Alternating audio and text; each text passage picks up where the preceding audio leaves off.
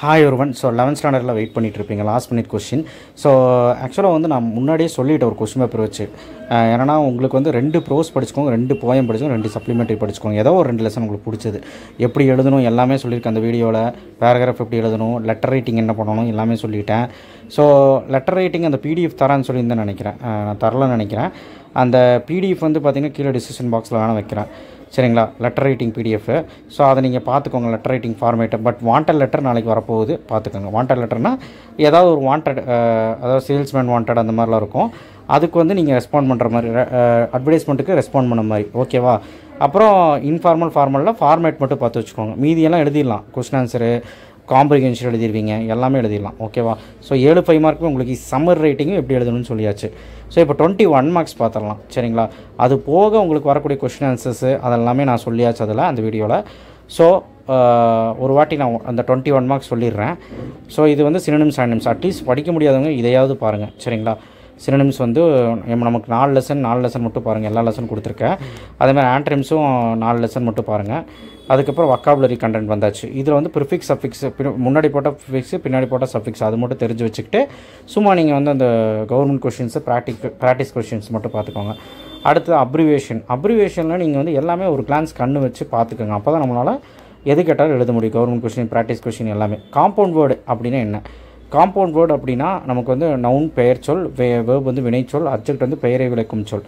So first நீங்கள் என்னங்கிறது இது கரெக்டாக படித்து ஒரு எக்ஸாம்பிள் தெரிஞ்சு வச்சுக்கிட்டிங்கன்னா லைனாக நீங்கள் வந்து இந்த காம்பவுண்ட் வேர்டு, ப்ராக்டிஸ் கொஷின் இது வந்து பார்த்துக்கலாம், ஓகேவா? கவர்மெண்ட் கொஷின் எல்லாம் பார்த்துட்டு காம்பவுண்ட் வேர்டு கண்டிப்பாக எழுதலாம். ஐஎன்ஜி வந்தால் ஜெரண்ட் இதெல்லாம் நீங்கள் வச்சுக்கோங்க. கிளிப்டு வேர்டு கண்டிப்பாக ஒன்று கேட்பாங்க. இதையுமே நீங்கள் கவர்மெண்ட் கொஷின், டெக்ஸ்டுவல் கொஷின்லாம் பார்த்துக்கோங்க. டெக்ஸ்டுவல் கொஷின் தான் கேட்பாங்க. ஸோ அடுத்த பிளண்டட் வேர்டும் டெக்ஸ்டுவல் கொஷின்ஸ் நல்லா பார்த்துக்கோங்க. கவர்மெண்ட் கொஷின் நல்லா பார்த்துக்கோங்க. கொஷின் டேக்கை பொறுத்த வரைக்கும் நீங்கள் வந்து ரொம்ப யோசிக்கணும்னு அவசியம் இல்லை. ஸோ நீங்கள் வந்து பார்த்திங்கன்னா கொஷின் டேக்கில் இங்கே வரதை மட்டும் பார்த்துக்கோங்க. அடுத்தது modal auxiliary verbs. So modal auxiliary வெர்ப்ஸில் வந்து பார்த்திங்கன்னா உங்களுக்கு பாருங்கள் கொஷின் டேக், இங்கே இருக்க ஆன்சர்ஸு அது பார்த்துக்கோங்க. இது மட்டும் பாருங்கள். அடுத்து வந்து பார்த்திங்கன்னா ஃப்ரேசல் வேப்பில் நீங்கள் என்ன பண்ணுறீங்கன்னா ஃப்ரேசல் வேப்போட இந்த கொஷின்ஸ் மட்டும் நல்லா பார்த்துக்கோங்க. ப்ரிப்போஷனல் ஃப்ரேஸு, இடியம் ஃப்ரேஸு எல்லாமே பார்த்துக்கோங்க, சரிங்களா?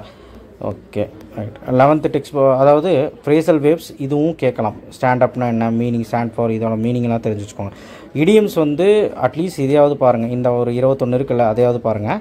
அதை பேஸ் பண்ணி இடியம்ஸ் வந்துடும். டெஃபினேஷன் ஆஃப் டேர்ம்ஸு கண்டிப்பாக உங்களால் படிக்க முடியல. அட்லீஸ்ட் இதையாவது பாருங்கள், சரிங்களா? இதையாவது பாருங்கள், ஓகே. அடுத்து வந்து பார்த்திங்கன்னா டெஃபினேஷன் டேர்ம்ஸ் முடிஞ்சு கவர்மெண்ட் கொஷின்ஸும் பார்த்துக்கோங்க. ப்ராக்டிஸ் கொஷின் பார்த்துக்கோங்க. ஃபாரின் வேர்டு வந்து பார்த்திங்கன்னா கவர்மெண்ட் கொஷின்ஸ் பார்த்துக்கோங்க, ப்ராக்டிஸ் கொஷின் பார்த்துக்கோங்க. ஃபாரின் வேர்டு பார்த்துக்கோங்க. 11th text book foreign word வந்து பார்த்துக்கோங்க. ஸோ அடுத்து பொலைட் ஆல்டர்னேட்டிவ் எம்ப்ளிமிசம்ஸ் இது கேட்பாங்க 12th புக்கில் இருக்கிறது இது. ஸோ இது வந்து பார்த்திங்கன்னா நார்மலாக 12th புக்கில் டெக்ஸ்ட் புக்கில் இருக்கிறது மட்டும் நீங்கள் பார்த்துக்கோங்க. ஸோ மேபி 11th கேட்கலாம், அதனால தான் கவர்மெண்ட் கொஷின்ஸும் பார்த்துக்கோங்க. ஸோ அதேமாதிரி American word, British word 12th புக்கில் தான் இருக்குது. பட் இருந்தாலுமே ஓனாகவே நமக்கு கேட்பாங்க. சிலபிஃபிகேஷன் இது ஃபஸ்ட்டு இந்த கிரிட்டிக்கலாக இந்த வந்து ரூல்ஸை கற்று வச்சுக்கோங்க. சிலபிஃபிகேஷனுக்கு வவ்வல்ஸ் அலோன் வந்தால் அது பிரிக்கணும். கான்சனேட் சவுண்டு ப்ளஸ் வவ்வல் வந்தால் பிரிக்கணும். வவ்வல் ப்ளஸ் கான்சனேட் அப்படி வந்ததுன்னா அது அந்த இடத்துல நீங்கள் பிரிக்கணுங்கிறத தெரிஞ்சுக்கணும். ஸோ இதெல்லாம் நீங்கள் தெரிஞ்சு வச்சுக்கோங்க. மோனோனா 1, டைனா ட்ரைனா 3, டெட்ரானா 4 அப்படிங்கிறது. ஏன்னா டைசெலிஃபை, ட்ரைசெலிஃபை அப்படிலாம் சொல்லுவோம். ஸோ உதாரணத்துக்கு செலிபிஃபிகேஷன் இப்படி தான் கேட்பாங்க. ஸோ இது வந்து நீங்கள் வந்து பார்த்துக்கோங்க. அடுத்து வந்து பார்த்திங்கன்னா ப்ரிப்போஷன்ஸ். ஸோ அதுவுமே நீங்கள் வந்து ப்ராக்டிஸ் கொஷின், கவர்மெண்ட் கொஷின் பார்த்துக்கோங்க. டென்சஸும் பார்த்துக்கோங்க. எல்லாமே பார்க்க வேண்டாம். கவர்மெண்ட் கொஷின், ப்ராக்டிஸ் கொஷினாவது அட்லீஸ்ட் பாருங்கள், தெரியாதுக்காது. அடுத்து வந்து பார்த்திங்கன்னா இது வேண்டாம், இது ஃபுல்லாக ரூல்ஸ் கொடுத்து வச்சுருக்காங்க. ஸோ டென்சஸ் எல்லாம் பார்த்துருவீங்க. செமி மாடல் ரொம்ப இம்பார்ட்டன்ட், நீங்கள் அது பார்த்தே தான் ஆகணும்.